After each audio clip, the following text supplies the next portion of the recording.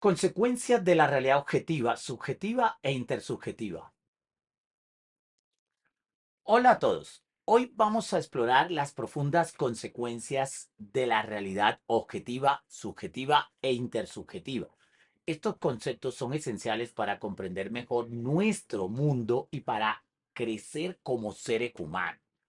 Primero compartiré una breve síntesis de cada uno de ellos, seguido de un análisis mucho más profundo para quienes deseen ahondar en el tema. La realidad objetiva. La realidad objetiva, como explica Karl Popper, y se refiere en esencia a la descripción del mundo tal como es, basado en hechos verificables y libres de interpretaciones personales. Es fundamental en campos como la educación, la ciencia y el periodismo, donde la precisión y la replicabilidad son cruciales. Por ejemplo, medir la velocidad de un coche con un radar proporciona datos objetivos que son consistentes sin importar quién los observe. Esta objetividad es vital para generar conocimiento fiable y formar decisiones informadas. La realidad subjetiva explora la percepción íntima de cada ser humano. Por ejemplo, filósofos como Immanuel Kant se centran en la percepción individual. Plantean que la realidad subjetiva está influenciada por emociones y experiencias personales. Por ejemplo, dos personas pueden ver la misma obra de arte y tener reacciones completamente diferentes. Una puede encontrarla inspiradora, mientras que la otra la considera triste. E incluso otra persona podría no gustarle, pero para nada. Y es que la subjetividad destaca la riqueza de la diversidad humana, pero también, mal utilizada, puede distorsionar la realidad y generar conflictos. Incluso si no se manejan adecuadamente, pueden llegar hasta producir tragedias. La realidad intersubjetiva. Como bien lo señala Habermas y Yuval Harari, es el consenso compartido sobre significados y experiencias, creado a través del diálogo social.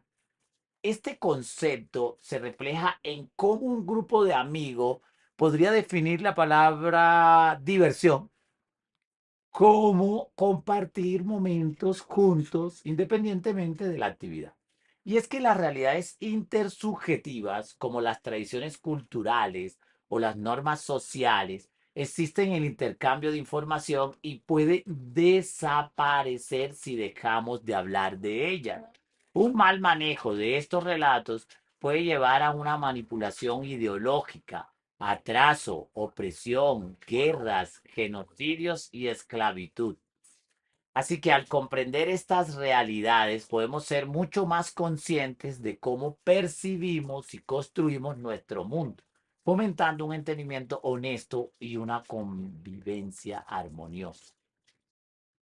Hasta aquí he demostrado y cumplido lo que prometí. He dado una síntesis para quienes no tienen tiempo. Ahora voy a compartir una explicación mucho más profunda para los que tienen tiempo y además les encanta adentrarse en el fascinante universo de la verdad. Entender estas realidades nos va a ayudar a navegar nuestro mundo con mayor fundamento y propiedad. La objetividad nos ofrece un fundamento sólido. La subjetividad nos muestra la diversidad humana y la intersubjetividad nos permite construir significados compartidos. Así que al equilibrar estas perspectivas podemos fomentar una sociedad mucho más comprensiva y armoniosa. Recuerda, la verdad objetiva es esencial para el progreso, pero la subjetividad y la intersubjetividad enriquecen nuestra experiencia humana. Listo, profundicemos en estos tres conceptos. Objetividad, subjetividad e intersubjetividad. ¿Qué pasa con la objetividad? La objetividad se refiere a la capacidad de percibir y describir la realidad tal como es, independientemente de opiniones, emociones o intereses. Es un ideal en la ciencia y el periodismo, naturalmente en la educación, donde se busca minimizar la influencia de los sesgos individuales. Y es que la objetividad es fundamental para la generación de conocimiento fiable.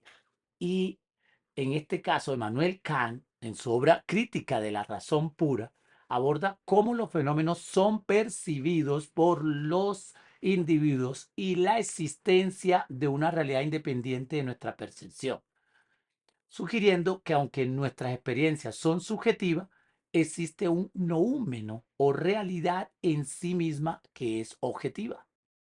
De hecho, Mario Bunge en su obra La ciencia, su método y su filosofía sostienen que la objetividad implica la posibilidad de hacer afirmaciones que sean válidas para cualquier sujeto, independientemente de sus creencias o intereses particulares. Esta definición resalta la importancia de la replicabilidad y la universalidad en las afirmaciones científicas, donde los resultados deben ser independientes del observador. Por ejemplo, medir la temperatura con un termómetro es un acto objetivo, ya que el resultado no depende de quien lo observe. El termómetro calibrado correctamente proporciona una medida que es consistentemente irreplicable, lo cual es esencial en experimentos científicos para garantizar la fiabilidad de los datos. Veamos un ejemplo de la realidad objetiva. Un grupo de estudiantes mide la longitud de una mesa con una regla. Todos obtienen el mismo resultado, 160 centímetros. Este ejemplo ilustra la objetividad en la medición, donde el método y la herramienta proporcionan un resultado que es independiente del observador. Pero ¿por qué los ejemplos que he compartido son objetivos? Hombre, la medición es objetiva porque no depende de la opinión de los estudiantes. Cualquiera que use la misma regla y método obtendrá el mismo resultado. Esto demuestra la importancia de las herramientas estandarizadas y los procedimientos claros en la obtención de datos objetivos. Yuval Harari, en su obra Nexus, una breve historia de las redes de información desde la edad de piedra y hasta la IA, afirma que la realidad objetiva está construida por elementos tales como piedras, montañas y asteroides, cosas que existen independientemente de nuestra conciencia de ellas. Harari destaca cómo la realidad objetiva constituye el funcionamiento sobre el cual se construyen las realidades intersubjetivas y subjetivas. A ver, si en el mundo que habitamos, por ejemplo, las relaciones académicas, los negocios, las contrataciones y los fenómenos políticos fuesen objetivos, a ver, sin duda experimentaríamos la verdad, la transparencia y tendríamos una mejor realidad que la actual. En este escenario ideal, los debates políticos se centrarían en los hechos, las evidencias, el respeto y la verdad.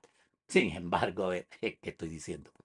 Sí, lamentablemente, ayer y hoy sigue predominando la realidad subjetiva e intersubjetiva.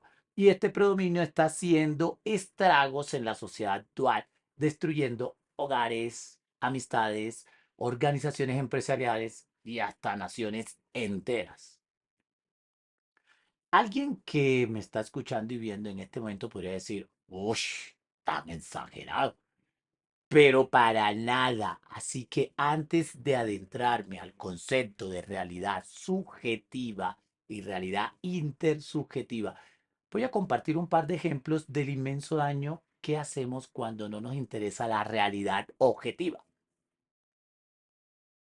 A ver, está la teoría de la generación espontánea. ¿Quién no la conoce? Pues durante siglos se creyó que ciertos organismos podrían surgir de manera inanimada por generación espontánea, como la aparición de gusanos de carne en descomposición o moho en alimentos, interpretados como surgimiento espontáneo. Sin embargo, Estos fenómenos se debían a microorganismos o huevos preexistentes no visibles a simple vista. A ver, esta idea prevaleció durante mucho tiempo debido justamente a la falta de métodos objetivos para investigar el origen de la vida. Algo que la ciencia posterior demostró con mejores herramientas. Así que el opinómetro sin fundamento, ¿verdad? Sin atender a la realidad objetiva, es altamente peligroso tanto en la ciencia como en la política, la educación y la interacción cotidiana. El opinómetro siempre va a hacer daño, y más si no está fundamentado. Así que, ¿cuál es el error? La creencia en la generación espontánea fue sostenida sin evidencias empíricas adecuadas, lo que atrasó el desarrollo de la microbiología. ¿Cómo se corrigió este error? Bueno, con la realidad objetiva. Louis Pasteur refutó esta teoría en el siglo XIX mediante experimentos controlados que demostraron, ¿verdad?, que los microorganismos provienen de otros microorganismo, no de materia inerte. Este avance, pues, a ver, fue fundamental para el desarrollo de la biología moderna. Otro ejemplo de las consecuencias de la falta de objetividad, pues es que en el siglo XIX la frenología sostenía que las características de la personalidad y las habilidades intelectuales podían determinarse mediante la forma del cráneo. A ver, ¿cuál es el error? Pues que esta teoría carecía de base científica y estaba influenciada por prejuicios culturales ¿verdad?, y sociales, lo que llevó a una discriminación y estigmatización. Entonces, ¿qué prejuicio se generó con esta falta de objetividad? Pues la falta de objetividad en este estudio de la frenología contribuyó a justificar prácticas discriminatorias y racistas durante su época. Alguien dirá, ¿y cómo se corrigió ese error? Pues a ver, con la realidad objetiva. Es decir, con el avance de la neurociencia se demostró que no hay correlación entre la forma del cráneo y las capacidades mentales, invalidando así a los estudios que hizo la frenología y bueno, fueron expuestos naturalmente como pseudociencia. Recordemos el caso de la ciencia racial. A finales del siglo XIX y principios del siglo XX, algunas teorías científicas intentaron justificar la superioridad racial basándose en características físicas. A ver, ¿cuál es el error? Pues estas teorías carecían de objetividad y estaban profundamente influenciadas por prejuicios racistas, lo que llevó a políticas de discriminación y genocidio como las adoptadas por el régimen nazi. La pseudociencia racial tuvo consecuencias devastadoras, contribuyendo a atrocidades como el mismo Holocausto. ¿Cómo se corrige este error? Pues con la realidad objetiva. Las ciencias modernas, basadas en estudios genéticos y antropológicos, han demostrado que no existen fundamentos biológicos para la superioridad racial, subrayando la igualdad fundamental entre todos los seres humanos. Otro ejemplo es de la falta de objetividad es el mito de los tres cerebros. La teoría del cerebro triúnico o de los tres cerebros, propuesta por Paul MacLean en los años 60, sugería que el cerebro humano estaba compuesto por tres capas evolutivas independientes. Todos nos acordamos de ello. El cerebro reptiliano, uno, o sea, me refiero a la base del cráneo, supuestamente es la responsable de instintos básicos como la supervivencia. Ok. El sistema límbico, vinculado a emociones y memoria. Neocortés, pues asociado al razonamiento y funciones cognitivas avanzadas. Casualmente, uno de los errores con suficiente refutación científica es la simplificación excesiva. Es que el cerebro no funciona en compartimentos estancos. Las regiones interactúan de forma integral. Por ejemplo, las decisiones emocionales límbicas involucran al neocortés. Joseph Ledoux, de la Universidad de Nueva York, autor del cerebro emocional, demostró que las emociones no están confinadas al sistema límbico, sino que involucran redes distribuidas, incluyendo la corteza prefrontal. Lisa Feldman Barrett, de Northeastern University, en su libro Cómo se crean las emociones, argumenta que no hay una división clara entre cerebro emocional y racional, desmontando la estructura jerárquica del modelo de MacLean. Por ejemplo, Robert Sapolsky, de Stanford University, en sus estudios sobre estrés y comportamiento, enfatiza que el cerebro funciona como un sistema integral, no como módulos independientes.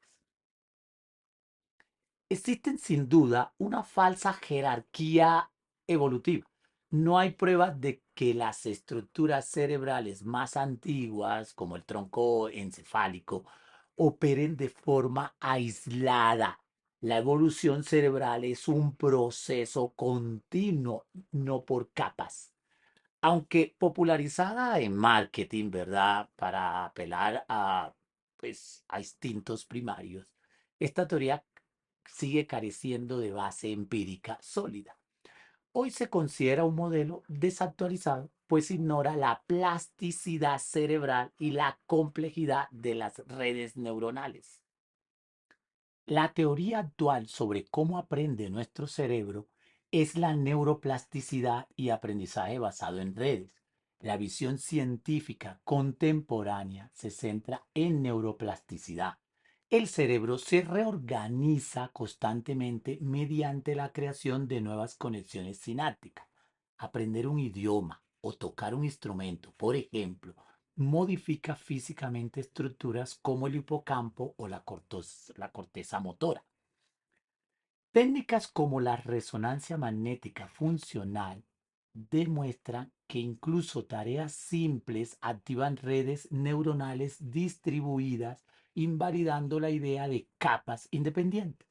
En síntesis, para no extenderme más, mientras el modelo de los tres cerebros era una metáfora útil pero errónea, la ciencia actual entiende el aprendizaje como un proceso dinámico y distribuido donde la interconectividad neuronal y la adaptabilidad son claves. La Inquisición, especialmente durante su periodo más activo en la Europa medieval y renacentista, es un ejemplo histórico donde la falta de objetividad tuvo consecuencias devastadoras. La Inquisición fue una institución establecida por la Iglesia Católica para identificar, juzgar y castigar la herejía. Uno de los aspectos más problemáticos de su funcionamiento fue la manera en que las acusaciones de brujería o herejía eran tratadas, a menudo sin evidencia objetiva y basada en rumores o denuncias anónimas. En muchos casos, las acusaciones de brujería o herejía podían surgir de conflictos personales, rivalidades o simplemente rumores. Una acusación no requería pruebas sólidas, bastaba con que alguien denunciara a otra persona. Imagínate, una vez acusado, el individuo podía ser arrestado y encarcelado sin necesidad de pruebas objetivas. Esto se basaba en el principio de que la sospecha era suficiente para iniciar un proceso. La tortura fue empleada como un medio para obtener confesiones. Bajo tortura, muchas personas confesaban crímenes que no habían cometido, simplemente para detener el sufrimiento. Y es que la falta de objetividad en el proceso judicial de la Inquisición se evidencia en el uso de la tortura como herramienta para validar acusaciones sin fundamento real. Consecuencia, pues, las personas acusadas podían perder sus bienes, ser encarceladas por largos periodos y en muchos casos ser ejecutados. Estas prácticas no solo afectó a individuos, sino que también creó un ambiente de miedo y desconfianza en comunidades enteras. ¿Se acuerdan del caso de las brujas de Salem? Aunque no directamente relacionado, ¿verdad?, con la Inquisición, el caso de las brujas de Salem en 1692 es un ejemplo paralelo donde la falta de pruebas objetivas llevó a una serie de acusaciones de brujería basadas en rumores y miedos irracionales. Las confesiones obtenidas bajo presión y tortura pues contribuyeron a la ejecución de varias personas inocentes. Heine Kremer y el Miles Maleficarum.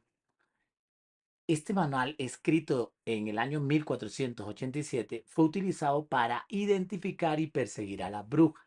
Naturalmente, promovía métodos que carecían de objetividad y fomentaban la tortura y la obtención de confesiones bajo presión. De hecho, los archivos de la Inquisición española contienen registros de juicio donde las acusaciones se basaban en pruebas circunstanciales y confesiones obtenidas bajo tortura. Pues si a uno lo tortura y se cree que lo van a asesinar de todos modos, pues una forma de parar ese sufrimiento pues era confesar lo que los inquisidores pues querían escuchar. La falta de objetividad en estos procesos judiciales demuestra cómo el abandono de principios como la evidencia clara y la presunción de inocencia pueden llevar a injusticias masivas. A ver, en el contexto de la Inquisición, la subjetividad, ¿verdad?, y el uso de métodos coercitivos para obtener confesiones no solo distorsionaron la verdad, sino que también perpetuaron el miedo y la opresión. Hoy es cierto que hemos evolucionado en ciencia, técnica, tecnología e inteligencia artificial, pero esto de aplicar verdadera justicia, de estar comprometidos con la verdad, de ser objetivo, es algo en el que seguimos estancados, atrasados. Para nada hemos evolucionado en este asunto. Subjetividad. Imagina un mundo donde cada individuo es un universo en sí mismo. Un mundo donde la realidad se construye no solo a partir de hechos objetivos, sino también desde el prisma personal que colorea nuestra percepción del mundo, influenciada por nuestras emociones, creencias, experiencias y valores. Es un concepto fascinante que nos invita a explorar las profundidades de nuestra conciencia y entender cómo cada uno de nosotros interpreta la realidad de manera distinta. La subjetividad, por ejemplo, en René Descartes. René Descartes es uno de los filósofos más influyentes de la historia. Él nos ofrece una clave esencial para entender la realidad subjetiva con su famosa máxima cogito ergo sum, es decir, pienso, luego existo. Descartes nos enseña que la única certeza indiscutible es la existencia del propio pensamiento. Esta idea revolucionaria nos muestra que la percepción de la realidad está íntimamente ligada a nuestra conciencia individual, subrayando así pues la importancia de la subjetividad en la construcción del conocimiento. Avanzando en el tiempo, encontramos a Jean-Paul Sartre. Todos lo conocemos por su filosofía de la existencia, conocida como existencialismo, y por el desarrollo de una fenomenología clásica, quien en su obra El ser y la nada profundiza en la subjetividad como el conjunto de representaciones, emociones y valoraciones que constituyen la vida interior del individuo. Sartre nos invita a reflexionar sobre cómo cada persona experimenta y evalúa el mundo de manera única, influenciada por su contexto emocional y valorativo. Así que en su visión, la subjetividad es un espacio de libertad donde cada uno de nosotros puede crear su propia realidad. Yuval Harari, ya en tiempos más recientes, aquí Yuval Harari, hoy, incluso en el libro Nexus, nos recuerda que fenómenos como el dolor, el placer y el amor no existen en el mundo exterior, sino dentro de nosotros. Harari destaca que estas experiencias subjetivas cobran vida en la medida, ¿verdad?, que las sentimos y tomamos conciencia de ellas. Harari insiste en que las cosas subjetivas existen en cuanto que tomamos entonces la conciencia de ellas mismas. A ver, un dolor que no se siente es un oxímoron. Este enfoque refuerza la idea de que la realidad subjetiva es una construcción interna, un paisaje íntimo que cada uno de nosotros cultiva y navega. Veamos un ejemplo en una película. Para ilustrar esta fascinante idea, consideremos la experiencia de ver una película. Imagina que después de la proyección, dos estudiantes comparten sus opiniones. Ana dice, me encantó, fue muy emocionante. Luis, por otro lado, dice, me pareció aburrida. Este sencillo intercambio nos muestra cómo la misma película puede ser percibida de manera completamente diferente según los gustos y experiencias personales de cada espectador. O sea, cada uno de ellos interpretó la película a través de, de su propia subjetividad, demostrando que la realidad no es uniforme, sino múltiple y variada según la persona que opina o siente. Pero ¿dónde está la belleza de la subjetividad?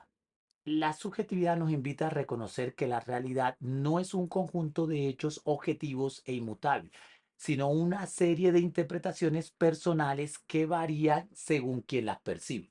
Este entendimiento es crucial para fomentar la empatía y el respeto hacia las perspectivas individuales, reconociendo que cada persona vive su propia versión de la realidad basada en su mundo interior. Así que en este viaje de exploración de la subjetividad, descubrimos la belleza de la diversidad humana y la riqueza de las distintas maneras de ver y sentir el mundo.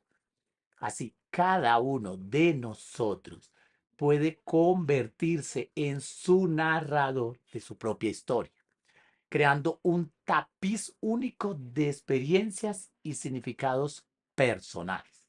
Pero el abuso, ojo, el abuso o mal uso de la realidad subjetiva puede generar numerosas consecuencias negativas, tanto a nivel individual como social. Aquí voy a presentar algunas de ellas.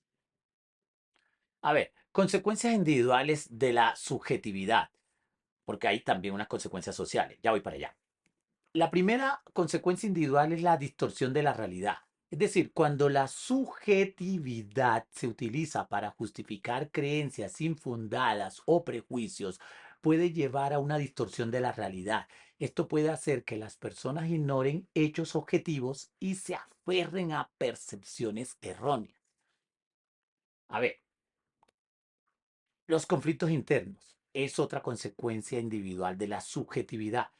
La sobrevaloración de la realidad subjetiva puede generar conflictos internos, especialmente cuando las emociones y creencias personales chocan con la realidad objetiva. Esto puede dar lugar a estrés, ansiedad y una sensación de desconexión con el mundo real. Las decisiones erróneas es otra consecuencia. Tomar decisiones importantes únicamente en percepciones subjetivas puede resultar en elecciones equivocadas. Por ejemplo, ignorar datos objetivos en favor de intuiciones personales puede llevar a decisiones financieras o profesionales, ¿verdad? Equivocadas. Listo. ¿Cuáles son tres de las consecuencias sociales que se genera, ¿verdad? En esto del abuso o mal uso de la subjetividad. La primera, polarización y conflicto. A nivel social, el abuso de la subjetividad puede contribuir a la polarización y a la intensificación de conflictos. Cuando grupos, ¿verdad?, o individuos se aferran a sus percepciones, sus creencias subjetivas, sin considerar otras perspectivas, pues se dificulta el diálogo y la comprensión mutua. Dos, la propagación de información errónea. La subjetividad puede ser utilizada para justificar la difusión de información engañosa, sesgada. Esto es especialmente relevante en la era digital, donde las opiniones personales se pueden amplificar rápidamente, afectando la percepción pública y la toma de decisiones. Por ejemplo, la tercera, intolerancia y prejuicio, y es que el mal uso de la subjetividad puede perpetuar la intolerancia y los prejuicios. Cuando las percepciones personales se convierten en la base para juzgar a otros sin considerar sus realidades, pues se fomenta la discriminación y la exclusión. Voy a mostrar un ejemplo. En una comunidad, imagina una comunidad donde ciertos miembros creen, basados en experiencias subjetivas, que un grupo de recién llegados es una amenaza. Esta percepción, aunque no está basada en hechos objetivos, puede llevar a tensiones, discriminación y conflictos dentro de la comunidad. Puede pasar cuando se difama o se habla mal de alguien que acaba de llegar a una empresa, sin tener uno bases suficientes para tal afirmación. Entonces, la subjetividad, en conclusión, es una parte integral de la experiencia humana, pero su abuso o mal uso puede tener consecuencias significativas. De ahí la importancia de aprender a administrar la percepción subjetiva con la realidad objetiva para fomentar una convivencia armoniosa y una comprensión completa del mundo. Reconocer la importancia de la evidencia objetiva y estar abierto, ¿verdad?, a diferentes perspectivas es esencial para mitigar los efectos negativos del abuso de la subjetividad. Intersubjetividad. La intersubjetividad es el consenso compartido entre varias personas sobre una experiencia, significado o interpretación. Surge del diálogo y la negociación social, permitiendo construir significados comunes. Así que la intersubjetividad es la condición de posibilidad del conocimiento objetivo. Es el acuerdo entre varios sujetos sobre el significado de una experiencia. Así que la realidad intersubjetiva es un concepto muy bien explorado por Habermas, quien en su teoría de la acción comunicativa destaca cómo la comunicación y el consenso social ayudan a construir realidades compartidas entre individuos y naturalmente muy bien explicadas por Harari en su obra Nexus. Por ejemplo, el lenguaje es intersubjetivo. Las palabras tienen significado porque existe un acuerdo social sobre lo que representan. A ver, detengámonos por un rato en una clase donde el profesor pregunta, ¿qué es el respeto? Los estudiantes participan en una discusión y finalmente acuerdan que respetar es tratar a los demás como nos gustaría ser tratados. El significado de respeto, en este caso, es intersubjetivo porque surge del acuerdo y la comprensión compartida entre varias personas, no de una sola, ni de una verdad absoluta. Aquí es donde deseo citar de manera especial y explícita a Harari.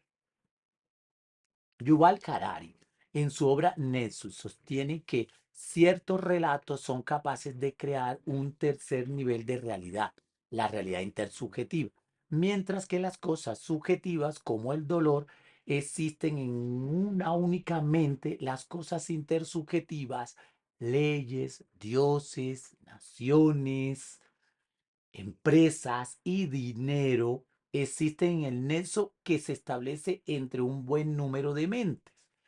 Más específicamente, existe en los relatos que las personas nos contamos unas a otras.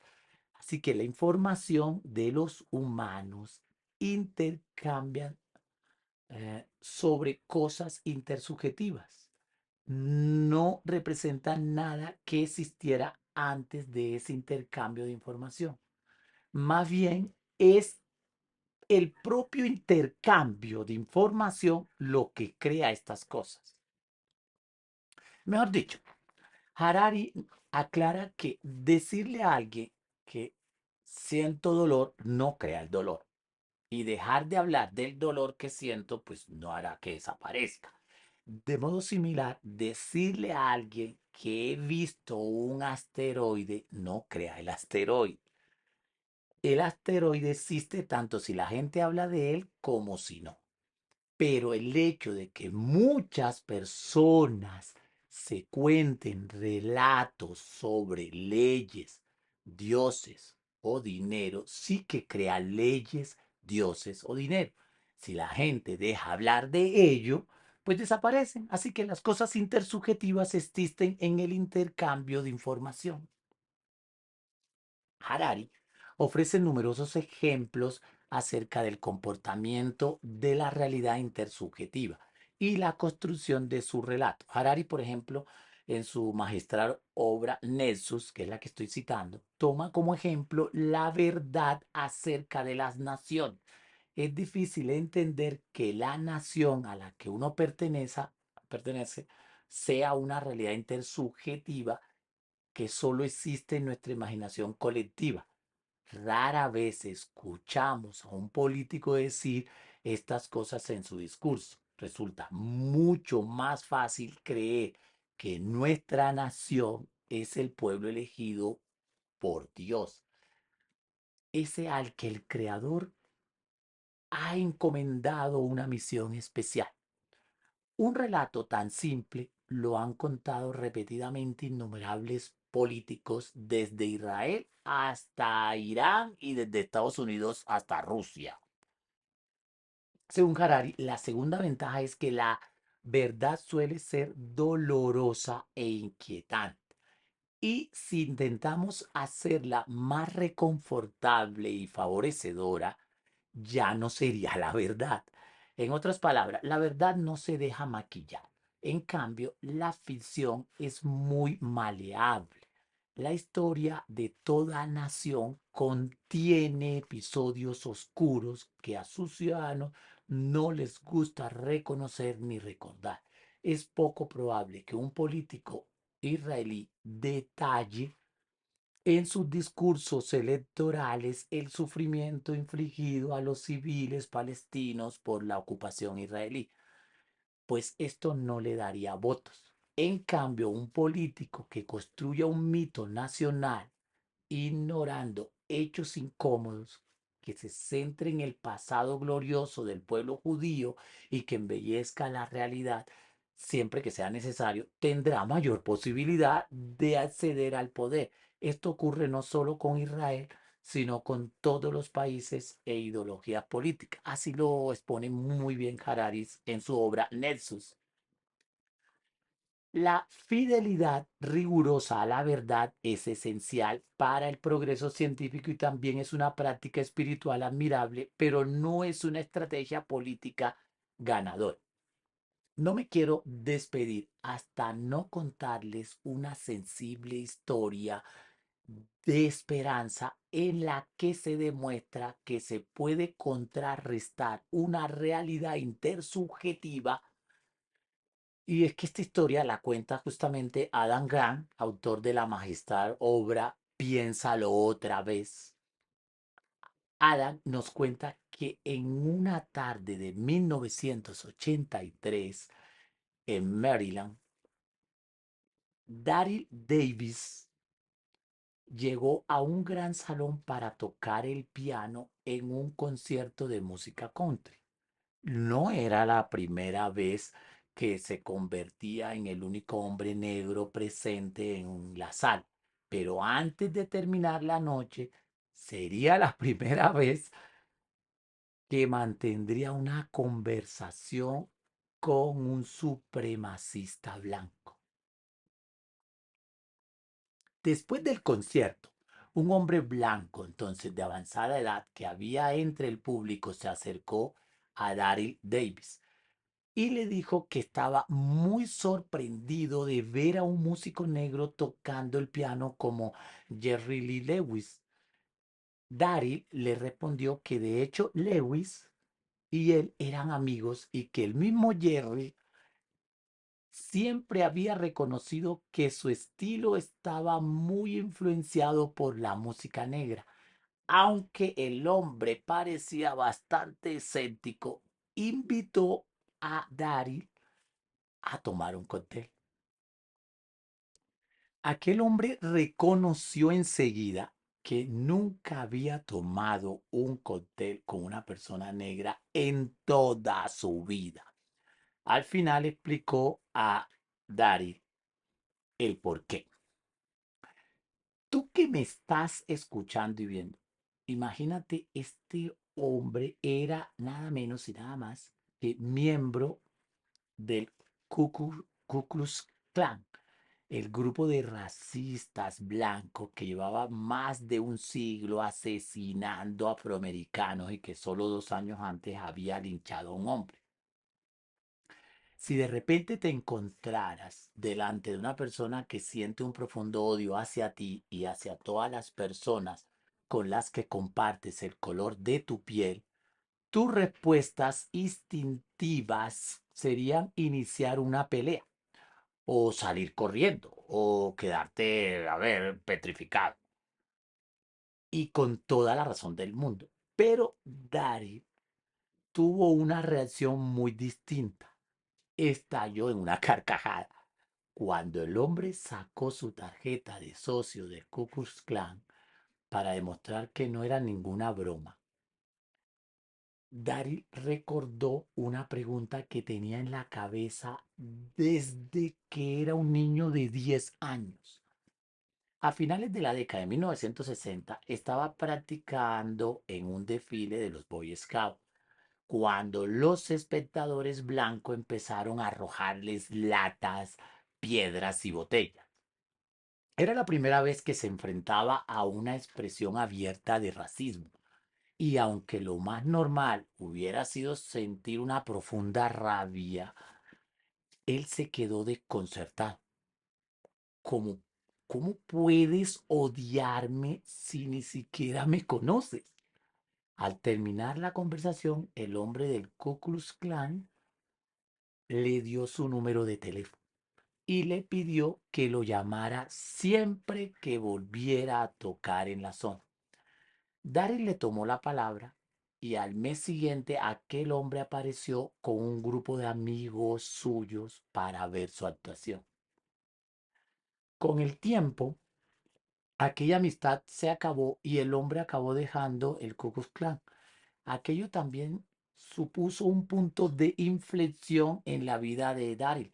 No pasaría mucho tiempo antes de que Daryl empezara a reunirse con los magos imperiales y los grandes dragones, los altos oficiales del Ku Klux Klan, para hacerle aquella misma pregunta. Desde entonces, Daryl ha convertido a un gran número de supremacistas blancos de que abandonen el Ku Klux Klan y superen el odio. La historia de Daryl Davis nos enseña que la superación de una realidad intersubjetiva no solo es posible, sino también transformadora. Nos muestra que los relatos intersubjetivos, aunque profundamente arraigados, pueden cambiar cuando se confrontan con empatía, diálogo y comprensión. Daryl no solo desafió las percepciones de aquellos que lo rodeaban, sino que también transformó su entorno al hacer preguntas simples, sensibles, pero poderosas. Su historia es un testimonio de que vale la pena luchar por cambiar y mejorar los relatos intersubjetivos de, que engañan y destruyen, porque al hacerlo no solo liberamos a otros de prejuicios y odio, sino que también nos liberamos nosotros mismos. Cada acto de valentía en el diálogo puede sembrar semillas de cambio, demostrando que la empatía y la humanidad tienen el poder de transformar incluso las divisiones más profundas. Así, cada uno de nosotros puede ser un agente de cambio, contribuyendo a un mundo mucho más comprensivo y unido. Muy bien por llegar al final de este video. Te invito a compartir esta valiosa reflexión y si no te has suscrito a mi canal, aquí abajo lo puedes hacer y podrás acceder acá en cada semana pues a un valioso video. Te doy una síntesis de todo lo que expuse. Objetividad, lo que es independiente del sujeto. Medir la mesa. Todos tienen 160 centímetros. Listo. Subjetividad, lo que depende del sujeto.